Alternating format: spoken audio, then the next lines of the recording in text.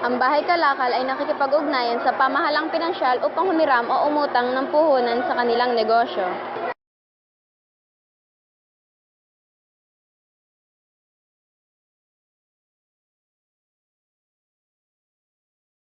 Pagkatapos ng bahay kalakal na makahiram sa pamahalang pinansyal ng puhunan, bubuo na ito ng serbisyo o produkto. Ang ginawa ng aming bahay kalakal ay bumuo ng isang case.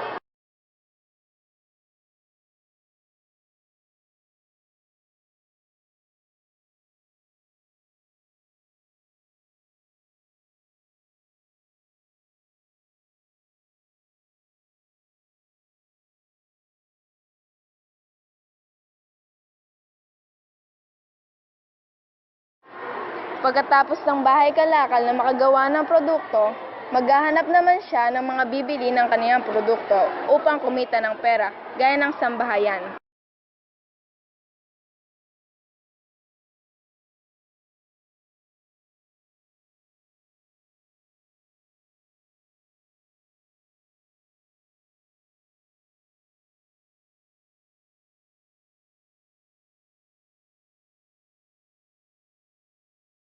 Pagkatapos ng bahay kalakal na kumita, babalik naman siya sa pamahalaang pinansyal upang magbayad ng utang.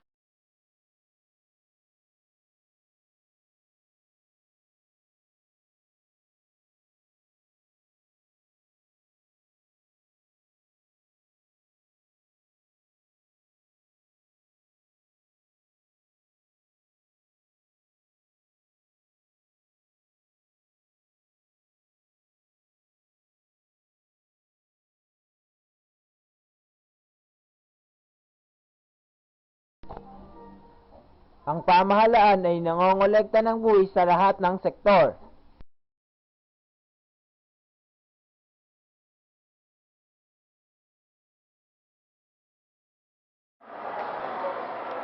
Ano ang iyong kalakal at nais ko malaman kung may produkto ka na ba?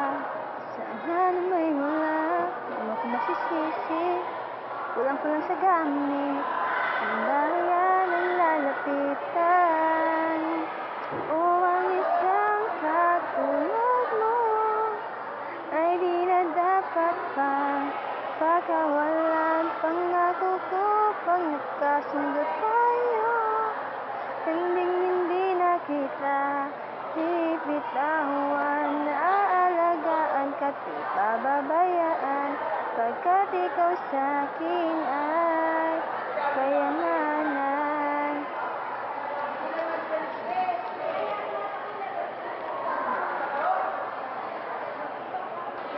Di ako maglalaro, di ako nagbibiro. Kaya mo na please na, nang tayo ay kumita. Na isang katulad mo ay di na dapat pang pagkawalan. Pangako ko pag nagkasundo tayo, hindi na kita bibitawan. Aalagaan at di ka pababayaan, pagkat ikaw sa'kin ay kayamanan.